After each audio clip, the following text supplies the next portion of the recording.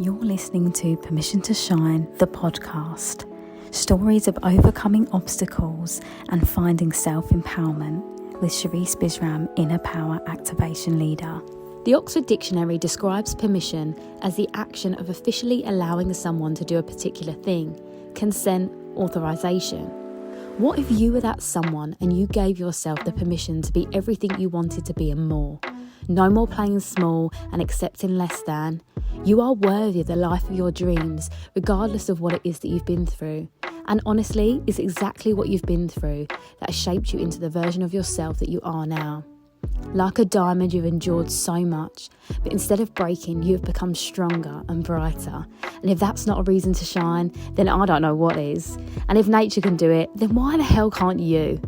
You are brave, you are strong, you are powerful, and you are enough. Hear my call and give yourself the permission to shine, because you don't realise how many people are inspired by your light.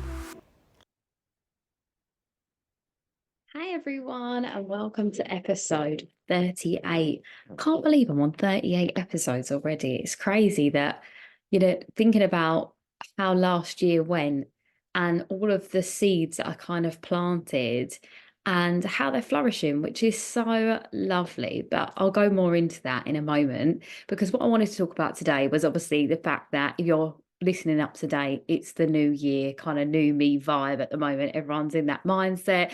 People are setting new goals and goal posts for their life and their career. Some people are trying to transform everything in one day, in 1 week. And it becomes a little bit overwhelming for a lot of people. And actually, if you follow me on social media, you'll know that I did a poll about this just a couple of days ago, just asking how people are feeling. And the majority of people said either meh, like they don't know, or overwhelmed. And I think that that really is a common theme with the New Year period. And actually, I come to bring some groundbreaking news, if you're not aware, that actually the astrological New Year isn't until spring, which makes sense to me, because actually the reason I think we feel so out of sorts in the new year now is because our bodies are designed to be in winter and hibernation mode. So it seems almost abruptive to start a new cycle for our lives when we're supposed to be resting. And I think that's a really interesting notion to throw at you if you haven't thought about that already. So if you are feeling like, I can't be bothered, like this is not for me, I need to just chill, this is why. It's because it's actually not what our human nature is designed for. But equally, we all run on different seasons, so what might work for someone else works for someone else. And I think that's really it. At the moment is about really listening to what it is you want, and that's kind of what I want to talk about today, as well as other things. So I kind of want to go with this theme of like the new year new me thing, but my whole ethos on this is, instead of new year new me, it should be new year more me. And what I mean by that is, I feel like last year, just society as a whole was becoming more aware of the fact that we have been conditioned to live our life a certain way, whether it be go to college, go to university, get a job, get a good job, find a partner, have a baby, buy a house, get married, all of the things. And actually, it wouldn't be even that way around, would it? If we were thinking about the traditional way, it'd be get married, buy a house, have a kid. But all of that notion, I feel like we've been slowly pulling apart, and I think it's probably, perhaps my generation or the generation just before me. I think, we're kind of getting to that point where we're realizing that actually isn't what we want. So many people are, choosing not to get married, choosing not to be in a relationship. There's so many things that we are shaking up now. And I feel like this connection to conforming is really what we're all trying to pull apart and dismantle in our own ways. And that really ties into this new year construct of being a new version of you. Because actually, if we take apart all of what you already are and what you're already doing, so say, for example, you're in a job at the moment, you're not particularly fond of it, But you do it just for the sake of working, for the sake of working. And actually, what you'd really be loving to do is bake full time and own your own patisserie.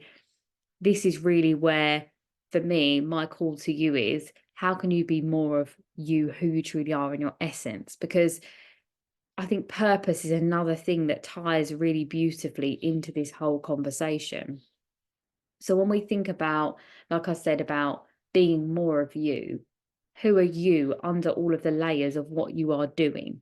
Because this is the feminine and masculine part that I talk about with the energy, is that obviously the masculine energy is doing, the feminine energy is being. So at your core base level, you have both, obviously within your body, but who you truly are in the root of you probably is connected to that divine feminine energy in some way. Now, you know, we all have that, whether you identify as male or female, you have that in your body.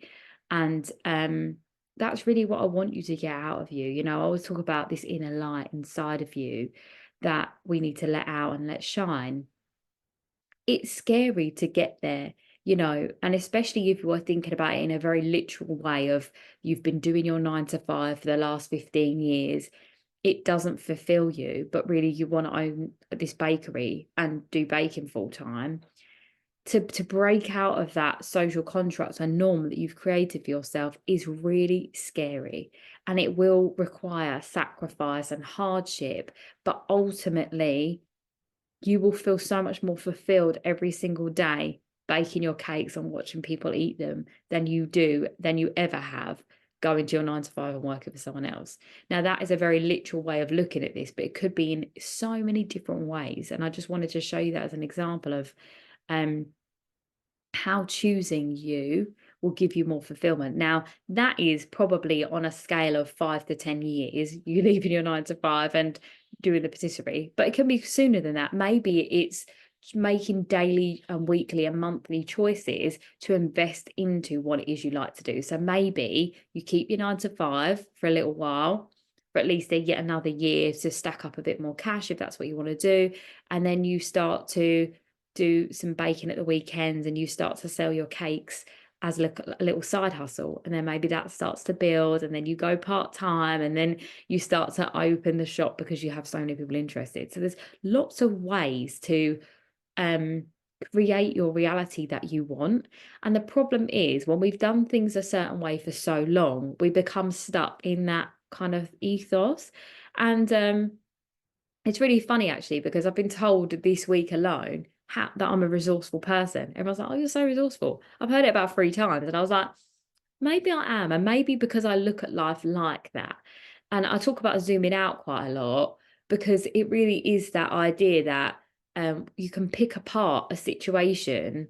It doesn't have to be the whole. You know, you can pull it all apart like little fragments, and look at it in that way. And a kind of an example of that for me is obviously how I've, you know, been able to run my business and you know, do all of the other things that I do as well, you know, the teaching dance, public speaking, all of the things, is all connected to the fact that I like to have lots of plates spinning. But equally, a massive thing for me has been finding more flow within that, because I naturally, I guess, have this way of finding, you know, lots of options and lots of things to do, because I'm passionate about lots of things. But if too many plates are spinning at one time, then I feel overwhelmed. So yeah, we're all on our own journeys of finding what works for us. But equally, what I would say more than anything in my journey to tell you is that everything that I'm doing fulfills me so much, apart from the admin stuff, which is annoying.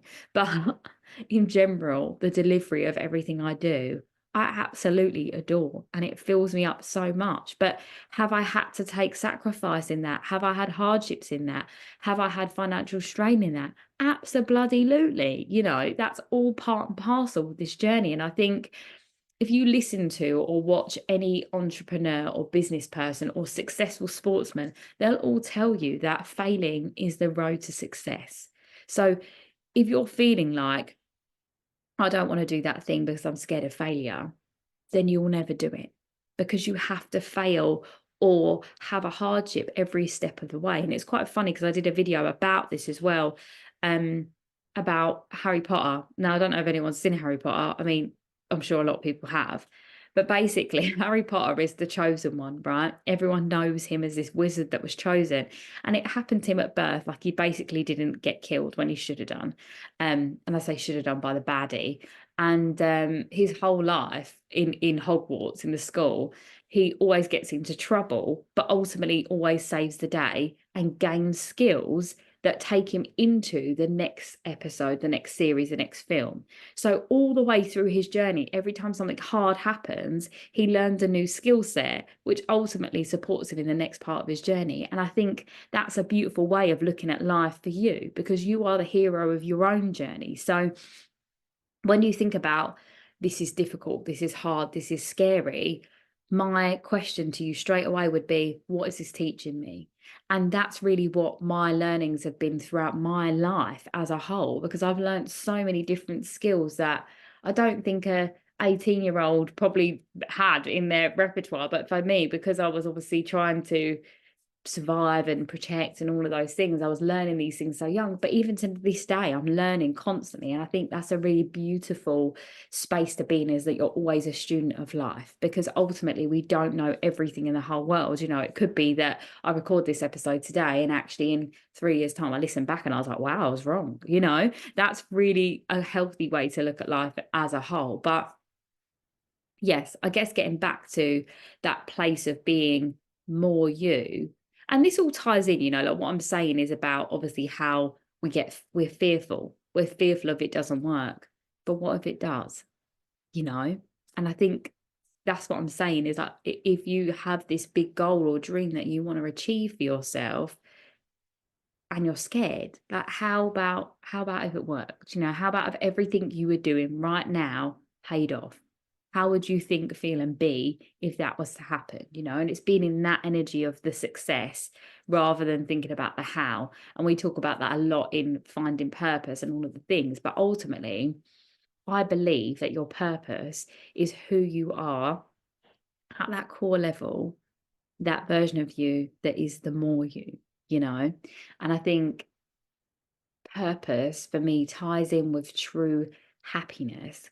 And and the thing is about happiness as well, it is an ever flowing, changing state of being.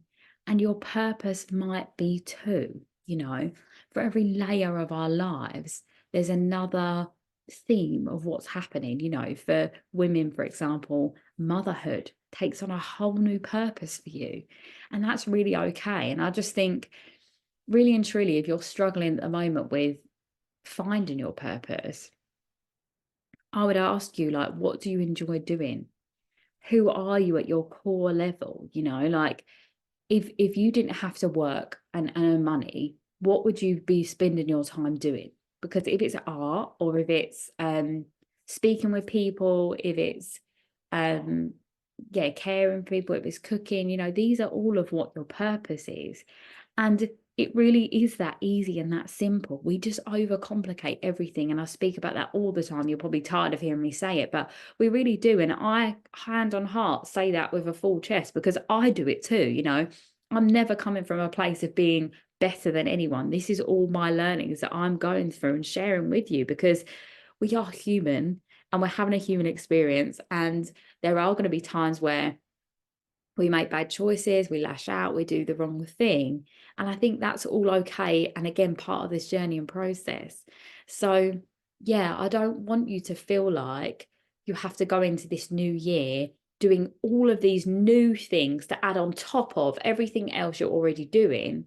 What I would like you to do is try to strip back a little bit. You know, what can you let go of or release or stop doing this year? That would be great for you, you know, because ultimately, when we talk about manifestations and things like that, the things you want to call into your life, you can't call in anything if you don't have the space for it. You know, like I think if you want I don't know, say you want new clothes, for example, if your wardrobe's already full, where are you going to put the new clothes? That's exactly the same with you know, these new habits that you want to create for yourself. If you haven't stopped doing old habits that don't serve you, the new ones won't sit. And I think that that is so powerful in itself. Like, even when I'm saying that, I'm like, wow, that's a revelation, you know. I didn't even think about that before, but it really is that simple, you know. If you find that you are binge eating when you watch TV of an evening, so say you want to start new healthy habits, right? And your goal for 2024 was to eat healthier and yeah, get on the health kick. That's really what you wanted to do. Maybe go to the gym more. That's all part of it. And you're doing that throughout the day. But then in the evening, because you've had a long day or whatever, and that's your you time, and then you sit and eat snacks all evening, you're just undoing everything you've already done. So for me personally, if I was going to be brutally honest, it wasn't the new year, I would say just stop snacking. You know, that for me would be a really easy way for you to start finding the health option for yourself. Because if you stopped snacking on the thing, and then in a couple of weeks and months you started going to the gym more, you started eating more healthier foods, you would have already created a safe space for it to happen. But what's happening, we're trying to add these healthy habits on top of the bad ones instead of dismantling the old ones. So if I've personally attacked you there, I apologize. But equally, there's another way to do this. So maybe it's not that we eradicate the bad habit, but we change it. So instead of you watching a movie having crisps and chocolate, maybe you're having carrot sticks and hummus or fruit, or maybe you do that a little bit earlier in the day. So if you can find, say when you're getting from work and you have your dinner, maybe straight away after dinner you snack and watch a film. You maybe limit yourself to like one chocolate and a handful of crisps that you put into a bowl. And then that's earlier than what you normally would. So instead of doing that at 10 o'clock at night and then having crisps and chocolate in your body that late, you're doing it earlier. There is so many different ways for you to do this. And I think that, yeah, it doesn't have to be difficult or hard as we make it out to be. It doesn't have to be as difficult or as hard as we make it out to be, because ultimately there is hardship in every challenge. You know, every time you try something different or new, it feels uncomfortable. And that really is the process of growing. You know, if you want to grow and become, you know, more you, or a deeper, better, stronger, whatever version of you it is, it's going to require some level of uncomfortability. And that's why so many people set their goals. And gyms, for example, have the highest sign up rate in January, and then the highest like fallout rate by March, because people can't stay consistent. And I think instead of shaming yourself about that, is finding achievable balance within it. And that's the same with everything, you know.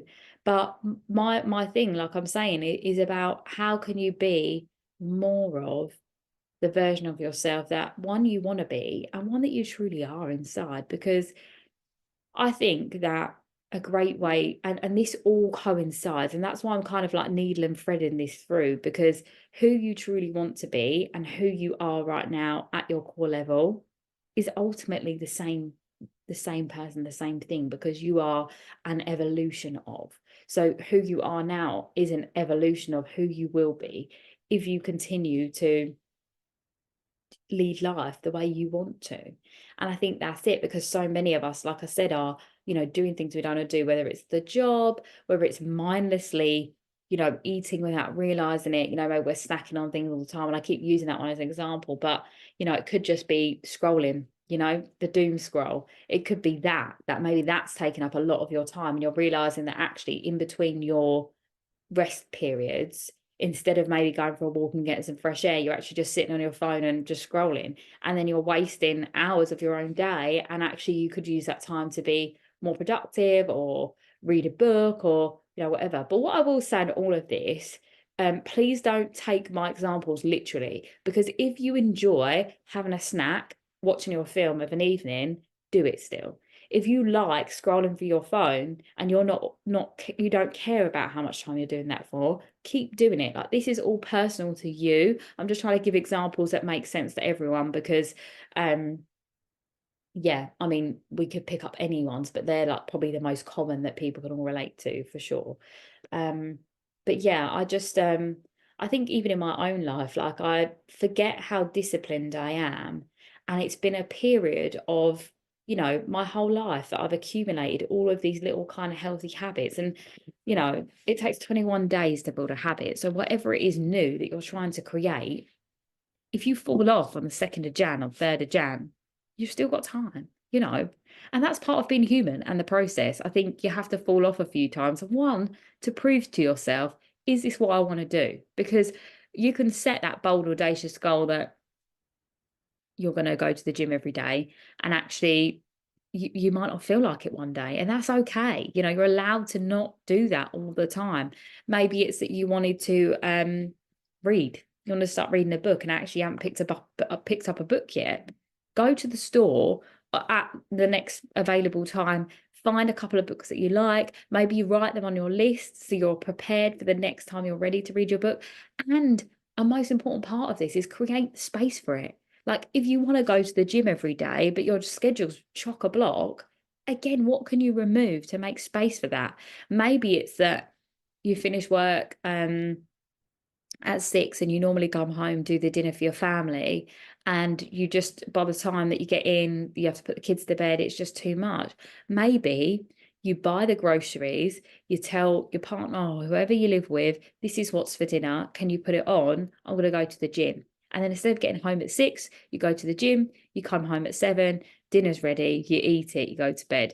And maybe you don't do that every night, but that's a way for you to find the space for it. And equally the book, you know, if it's that in your lunch breaks, again, you're doom scrolling, maybe it's that you set a limit, a time limit on your phone for how long you'll scroll for. You can set an alarm, you can set a reminder, and it'll just come up at the set time. So say your lunch breaks at 2 every day. That's probably quite late, isn't it, for a lot of people? I eat lunch at 2, but my day's always a bit pushed back. Maybe 12, let's say 12. Maybe your lunch breaks at 12. You have an hour. Maybe have like 15 minutes to prep your lunch or whatever you're going to make. And then you have 15 minutes to doom scroll. And then you've got half an hour to read. There you go. You can set that in. And I think people find that quite regimented when I say about setting the times. But until it becomes a natural habit, you almost need to do that. You need to be accountable through every stage of you setting these goals, because what happens is when we're not accountable, that's when we fall off. So you're allowed to fall off if it feels right to. So don't get me wrong, like if you wake up and you're having a bad day or whatever it is, or maybe that your work's overloaded that day and you can't read, maybe it's that you just say to yourself, okay, right, today's not the day that I read, or maybe I'll read in the evening before bed instead. You know, you find another way to do it. And also, if you're not feeling it, that's okay too, you know, but don't get into the habit of, oh, I didn't go, let's say gym, I didn't go to the gym today, but I'll go tomorrow. And then you don't go tomorrow. And then you don't go the next day. You don't go the next day. It's almost like you have to stop yourself from creating that unhealthy habit. And it's always, always in your power. And I think this is the thing about when I talk about living mindlessly and we're kind of just going through the motions of the things that we don't always want to do.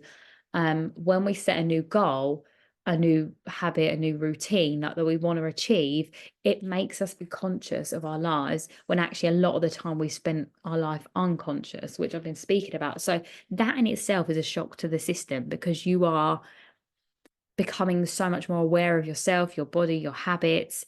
And I think if we can step into that part, the self-awareness first, then, you know, get rid of the things that don't serve us, then the new things come in as a healthy way of doing it. The cycle becomes very clear and it becomes manageable. So that's really what my point is to the new year, new me cycle, and why it doesn't always work.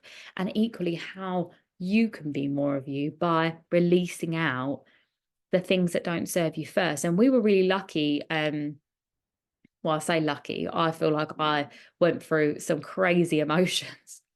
I was crazy. I was crazy AF on the full moon and yeah, the new year period. I think it was definitely hormones, but also, yeah, I think the purging up of like really old toxic behavior patterns that needed to come out to the surface. And that's what's the great thing about releasing, because with women as well, especially in your menstrual cycle, when you actually have your period, you are naturally releasing out toxins, feelings, thoughts, energy that doesn't serve you anymore. So we have that natural detoxification process in our bodies. And then we connect that with the full moon energy. That's just double whammy. So if you found that your cycle falls on a full moon, that's so powerful. Mine was just slightly after, so the remnants of the energy was still kind of in play. And yeah, I think for me, that was a great way for me to release out everything that I didn't want to be or do. And actually, I woke up on the 2nd of January and like all of my bills had come out, and I was like, ah, life. I was like, life, what do I do? And I was feeling overwhelmed, and I was like, how am I going to make this year different to what I did the last year? And, you know, being in your own business, it's like there's no safety net. It's like you are doing this on your own. And I was like, I'm not hustling. I'm not doing the hustle thing anymore. It doesn't work for me. So I had to just really sit down and pull everything apart and be like, okay, what do I want to do differently this year? How do I want this to work for me? I have my goals of what I want to achieve, but what do I need to do energetically that's different?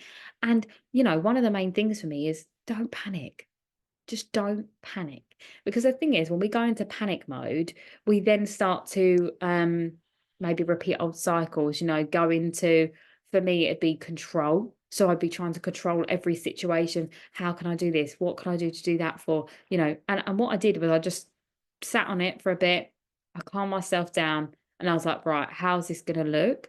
And then what do I need to change in me? And I realized that obviously as well are still hormonal, is that I need to be thinking about the energy behind what it is I want to achieve and why. So instead of me thinking about the tangible thing about how much money it costs to do X, Y, Z, it's like, how does it feel to be this person that does all of these things and has all of these things, and getting into that mindset shift of abundance, because you know, we all deserve to live an absolutely abundant life, whatever abundance looks like for you.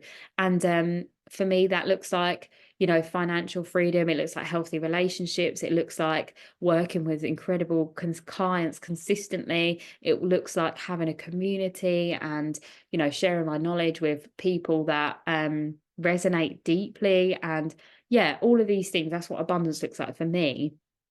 So I had to tap back into that. And it's hard to do that when fear takes over, because you can't be fearful and joyful at the same time. They're just polar opposites. So, yeah, it was really important for me to dissect all of that. And I feel like going through that on the 2nd was great for me, because although it was heavy and hard, on the 3rd, I woke up and I was like, yeah, this isn't how, that's not how I want to live my life in that energy. I'm moving forward now in a new mindset, a new way of doing it. And I say new, it's not new. It's what I've been implementing for the last year, but it's in the hardships that were challenged the most. But if I wasn't challenged, I wouldn't appreciate how much growth and understanding and knowledge and power that I have. So I hope that ties into really why it's so important that it is hard sometimes. And I think this is where we get caught up in with things do get to be easy for us. They absolutely get to be easy for us. But equally, we will have hardships along the way, and that's part and parcel of the journey. And the hardships are what creates the richness, because if it was always easy, you wouldn't appreciate it. So you need that little bit of hardship for you to be like, yeah, I worked hard for this. I deserve this. And I think that's really important in anything in life, is that when you can see your hard work's paid off, you appreciate it so much more. It's a bit like say shoes, right? Say if you need just like a quick pair of heels for a night out, you might go to New Look, River Island, somewhere just really cheap and cheerful. Maybe let's say New Look, £25. You're like, cool, £25 pair of heels, cool. And they're the heels that you wear to the death, right? You wear them till the heels falling off, the straps are broken, you know, you literally, they're your ride or die heels. Whereas if you spent, you know, £700 on a pair of Louboutins, do you think you'd be wearing them and ragging them into the ground? Absolutely not. You'd be keeping them for your best thing. You'd be, you know, keeping them in the box, whereas the other pair are just thrown off to the side. So, you know, it really is the energy behind the value. Because the shoes didn't cost a lot of money, the other ones, you don't really care what happens to them. Whereas the ones that did cost a lot of money, you take a lot of care and pride in them. And it's the same with you know, your journey and everything that you're doing. It's like, if the thing that you're trying to achieve takes more work, time, and energy, you'll appreciate it more. Whereas if it was so easy, you wouldn't care. You would literally not care. So I think this is why all of this is so important. So ultimately, I just want you to know that everything that you want to be is already existing within you. And if we're going to take it a step further, in the quantum field, there's probably a version of you that was already living this reality, just saying. But if you're finding it hard to create and stick to your new habits, what habits can you let go of first? You know, that's really what I want to share with you. And actually, on this, I've created a free masterclass that is about unleashing your inner power. And it's all kind of connected to this, you know, setting the boundaries, releasing the things that no longer serve you. And I'm going to pop the link in the show notes. So if you feel like, you know what, I need just a good reset for the new year, or whenever you're listening to this, that will be available in the show notes as a link for you to find. And yeah, just bring a bit of pen and paper, and or if you have my journal already, you can use that and follow along, because I've used parts of the journal within that. And or if you're interested in obviously purchasing my journal, the link's always in the show notes, because I break through all of these concepts in ways for you to understand in the journal, and you can do it in your own time. But for anyone that's feeling like, I do need to do this work a bit further, I need to dive in a bit deeper, I need to kind of get through the blocks that I've set for myself, whether it's confidence, whether it's, you know, trauma related, whatever it is, like, please do reach out and drop me a message, because there's lots of different ways for you to work with me in a one-to-one setting. I've got a self-study available, so you can do that all in your own time. And I will be relaunching the academy throughout this year as well. So if you're thinking about our group setting would work for you, that's also available as well. All of the links are below in the show notes. And also, please do just drop me a message on socials or an email, whatever it is that you want and need. Like, I'm here to support you. That is my job and my purpose, you know, really and truly, is that I didn't go through everything I went through in my life to not utilize it and help others through whatever it is they're going through. That's my alchemy, is my pain to power, which I always talk about. And yeah, I just want you to know that this year will be whatever you choose it to be. And don't be hard on yourself, you know, let more flow into your life. You know, if you have a kind of set goals that you want to achieve, but, you know, you're finding it crazy or hard to do it, how can you make it work? That's always the way that I ask myself, is like, how can I make this work? So yeah, I ask you the same thing. And I'm wishing you an incredible 2024. And then whenever you're listening to this, I'm wishing you an incredible life and day and week and whatever it is. And yeah, please do reach out if you need to. But I'm sending you so much love and light. And yeah, how could you be more you? That's your question for today. Lots of love.